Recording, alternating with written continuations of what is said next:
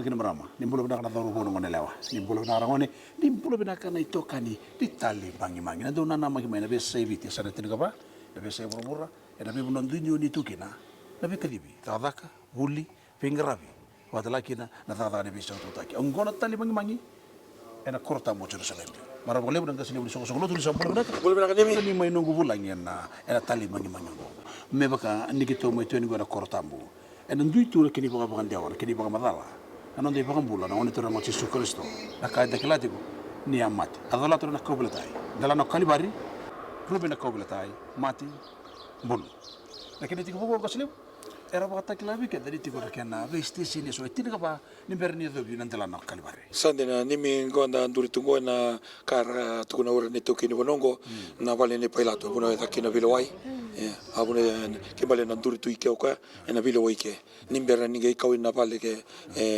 tu enta ko ikendar kendar dinner to sa taro to bener li bita makina ne bakani bakat na rere ni hall elo rito bakat dona vale dola lebutu minta baka sa baka da baka riba katalo ta kana ngone mai pele wai kino Yesu na kasa to tuni ko nimi na sali bona pangarela boy sali bona pangarela bo sa sini baka tari baka roro na non mai ito so ni tuku ya na bono ndina balte me na kake de menda sanga me de ura kina ndina sa tuku talanga kina na kam balata na labo sa bon ngolo ngolo tu kina na sende meroni rawa kake ne so yo me baka wasa tu no tu ko ngaslibu enan duitu kini baka baka ndewra kini baka madala na Garden of Tomb, Garden of the Tomb.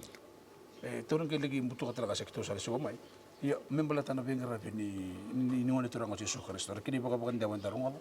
Na tini kapati ko na station yo. Sandena. Me baka no mi baka madala, vale ni pailato.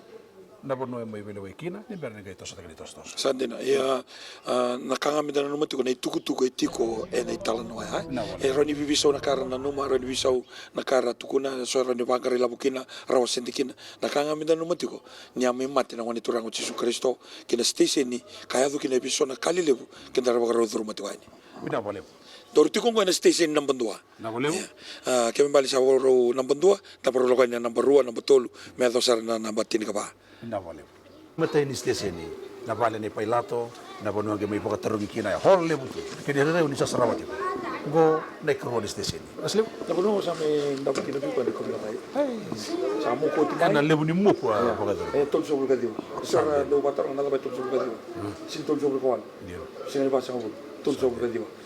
Do na chini, do tala chini, do tala chini. Endo na dio. Sande. Era tu no na bono ai na tol mate buru tol so ka dio. Sande na. Mate ke de buru. Ko kile bagi bola ni mati tiga Tol bro. so ka dio na. Ya, na ini kena kita enda pa mulai kina kembali na mate todo ka. Kina raro ke da, kina lenga ke da. Satu guti ko ai kiloma. Ini berne ke beto ta ko belatai. Nei dola na bimbi na onga na luma. Sa kami to ke station number 1. Station number 1. Oh, kaya manda ni bidang na kala na wala bedo ikina. Ena na labe tamana ko belatai. Na kalau ngama ke ya sa bala busarangan don pula todo. Sa jina todo ko maslim. Di buka sama takana na bile wai na bitter terungi ta kay lomaya. Kina nona sa suli wa. Gor ko belatai mo sa tingbo sa to. Oh, para pa su tisu, ra kay kala manlil bonwa. O para. Membulo para. O tisu be bagmati. Membale weekend na turangan marama dorbo na onelo and pakarong tiknikwa na una pakarua takatale pilo may daga mo kumensana gaya sangke may station number 2 sa ate ko butola kina anda kina kabelatay Imbala bal station di baka sona baka tarong mati bay ngo na may dengu kina lutu kino tisu na ngona ino sa kauto tiko na kabelatay me dala tigani me dala sar ndala na may kalibar o sa kauto tiko anu mati ko ndui turana tay baka baka ndiawa kini baka madalango kito sa may butu ko kini baka takil kilo ni sa sarabati ko muni baka ndili ndili takador ko ni ko na kaunga tu neti ko na ngona ke de lutu kina sa ngona ke de dengu kina bari takatu endo na dengu bo la ko talibi kwa when he's weak then he's strong na ngona ke de dengu kina na ngona ke de lutu kina ngona tale rinu taki ko kina ko lo malangi vele wai woti moko oti sama i tabota sama botu mata mai utuna tolu sa bulu kadiwa kuita kede ko na kene mata station ni mai lutu kina na Satu suka iyo sa porto sa ningo na station number 2 tu sa pangaraman sa vile oti sa guilty ngone sini guilty bina kina rage kela makamenta mata sergi parapa o chisu o kotiko ne ko belatai sa lo mai ke sa mai da ke na kabila tai sa da ke ka sa dola na kabila tai tu sa lo ka ni go na station ni number tol tu sangol sa manda na boleh da bala tu mai ni kiro sangol tu ngol ngol ni kena mutu ki be station so lakini karua ni sempera ni mutu ki lakini katulu kiro sa mai tawo ngo endo na ira isa enda saraba na lelo na ta pasango go na wa botona embi uluna ande ya ero ndo na kini ba madala bera sala tu mai go endo vira na vitu na karara wa sota ka otisu na ngone mate na matai na ibako ya pana keni karua na moto isarena keni katulu na ibako lingana dena go indua na wa botona uluna wai wiwi kungsuna wata kena kakasiki ndalingana wata kena iwa kena imoku inda kuna vitu na wa botona thomba kina uluna membaleta na ulundaru sandil nondaru bakasama sandil kembale ni sambiu ko ngai tamba kisombu ni tamba kisombu ko ngai thomba kina ena ngai suwa kana na peke ngani ana buna ko ela ko kina ndrai uluna sandil na bala kini ba madalla gaslebu ni bogro medero sana to mana sartu ni lawlako kina stesi ni namatol sandono mai ni ngole mai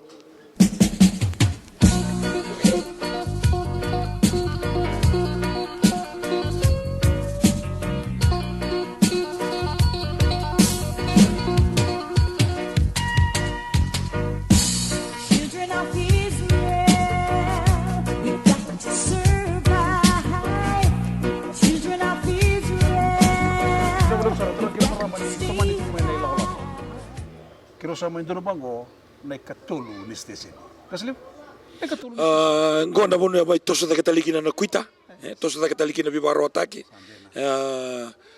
me bakandare to ka lutu talanga kino ka ke me bale na bi baro ataki me tu siro batu na ngono bala na buno bala ya ndare ni re to ka kina na sagai toso da ketunga mai lutu kina mai station number 2 toka station number 2 sa palutu tu ni ko sa mai palutu tu na kene bakana numi ndare ni re ni loma sa tu sa tu kina palutu era toro bole buna kadra katolika ena ndele ni ngau ni pelutu ni ngau ye ni ngau tiko baka Roma ke me bale ura na matai ni sokolo tu ke baka lura matai ni sokolo tu ura te buta atau ya buta saranga mai ena bana nan lutu ba Kristo para sa mani toro kina na be tu kini baka madalam bimbi so yo ni to mandanga na baka sama ni ngona station number 2 yang may lutu kina na wancara ya na station number 2 lindo na station ni rende balta bunongo sa may bakila kino ka na bimbi ni moko ya dobi kwa kama ilutu iya na ocha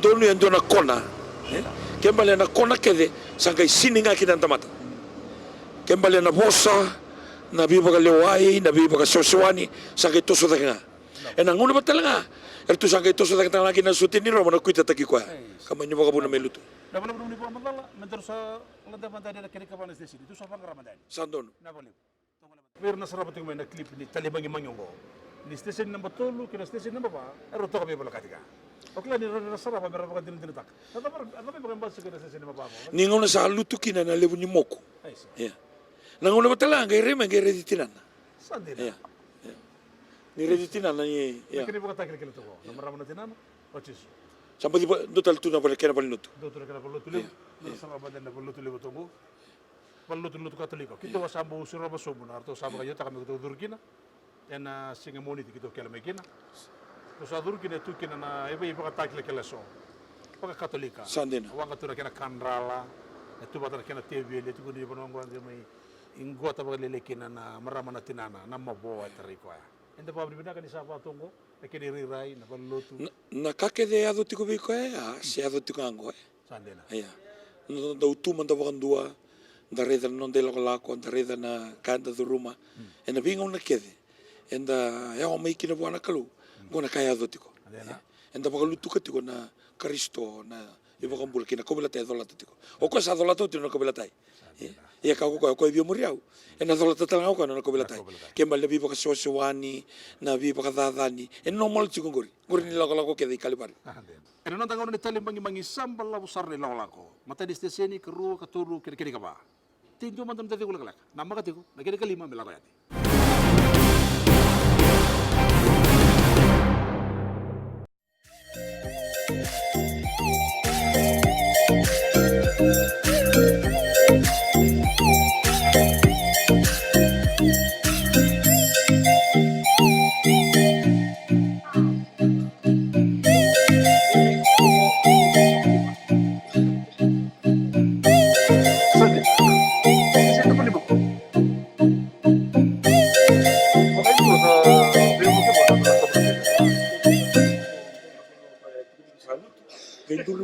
kio semoni na kay green. Sadina.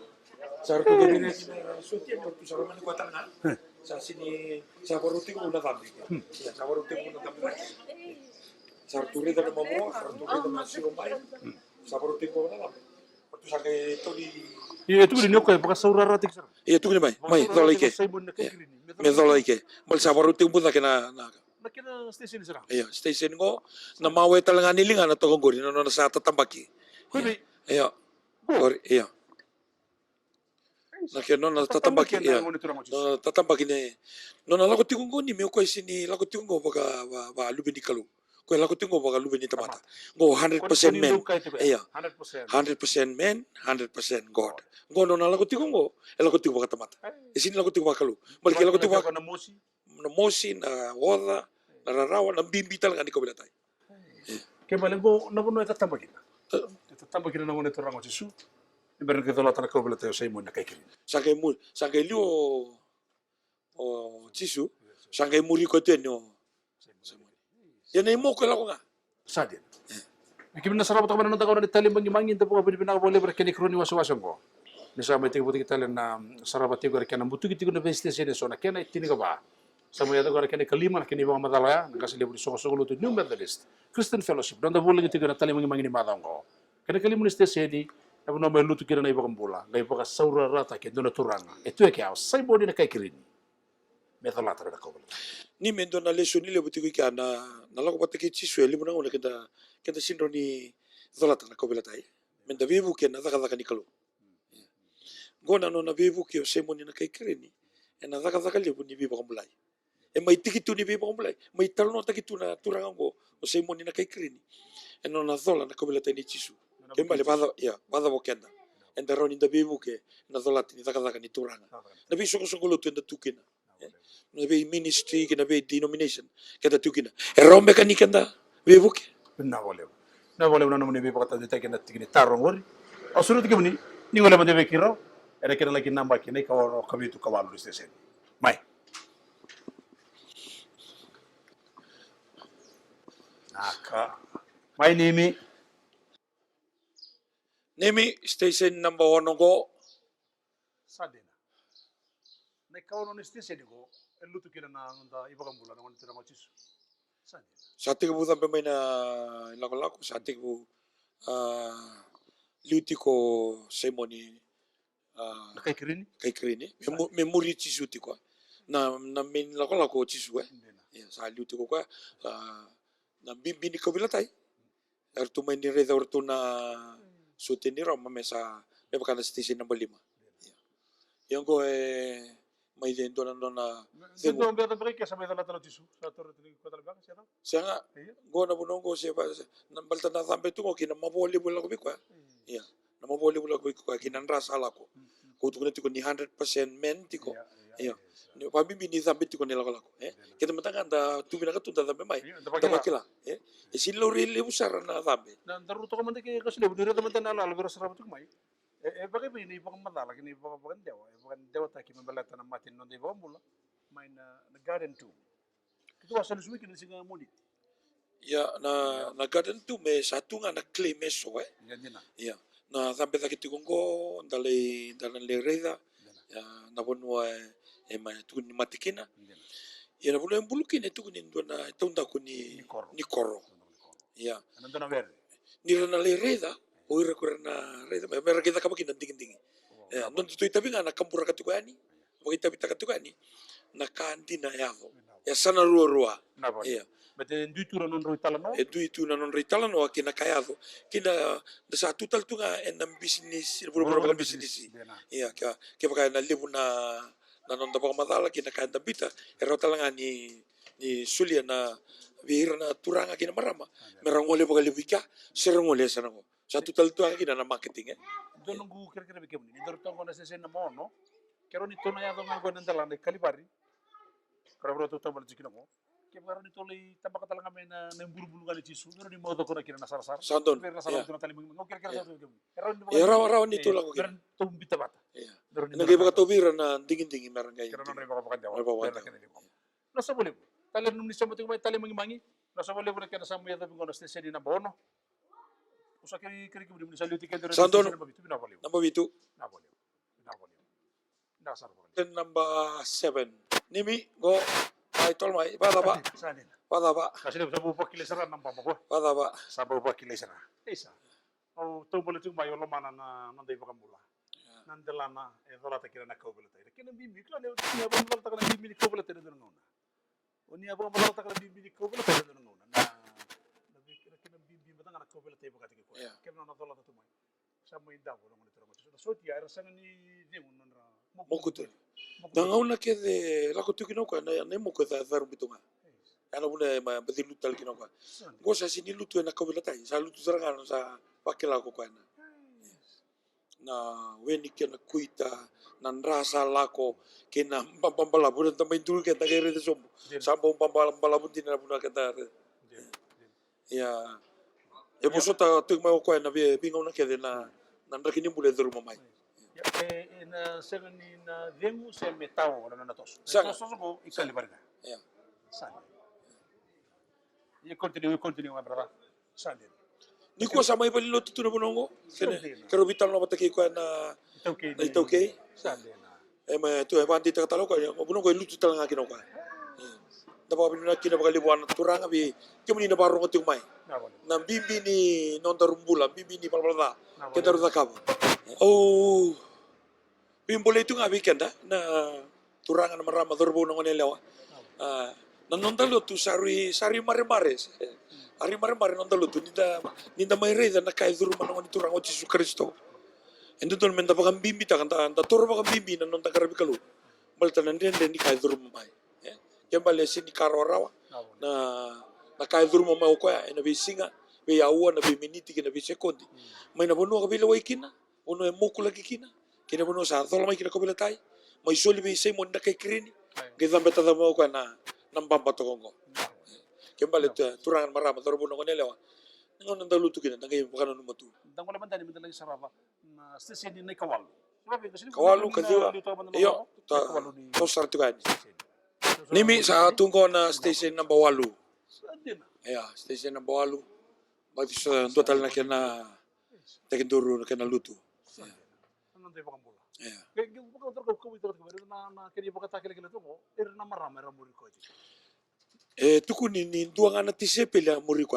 sande ochoninga ore keda na kena bora ali keda tere butodo na itala no mbale ti Yesu e matana ta kami kenda na nonda mbula na bisik ya na mbula bisik na mbula ni dhaki na mbula ni awa na mbula ni sik ni muri tu na lo manikalo okay ni ngone lutu kilo Yesu tumur na tisepela sa na follow us sa kita patang mundur sa muri ko yani ngone ni liya kena di kami sa 2 kilo Yesu na matadelo yana kena muri na kaya matana ta kisar tu kan nonda mbula na bisik iburu ni kwa toto ka tuna lako ilotu rani sini tuna bali lotu ye me lore ku Yesu ibunu nda da ka yali lore ku Yesu ibunu ni mbula baka bite ku tiko yali ali ku Yesu na mbula ba kor mbula ba kani yali asar ngana na ndaki ni mbula izuru mo Yesu na nota ture de tingo singa ni ro nimi nandra na buno mandua na dusi na bakala na bayi baka mandua taki pina boleh usara na muni baka taun dita kimi na sarapa tawana nandang ngo ne kawalu niste seni elutu kina nei pakambula na tolo tiro na kau tai ene ngole kina dalama okali bari malaki bako nandra tawadalo ya me sabai kina nandro mula narandaru boli lesu kina nandaru lewe tinga ani bubale bakalo malaki toka tale bombo ter saruti kata kini waswasa ngo na maga mai ene waswasa di betalo kata rabri tale magi stesen number 2 ngata bani kali bari era nondangon tale magi ena koro o Jerusalem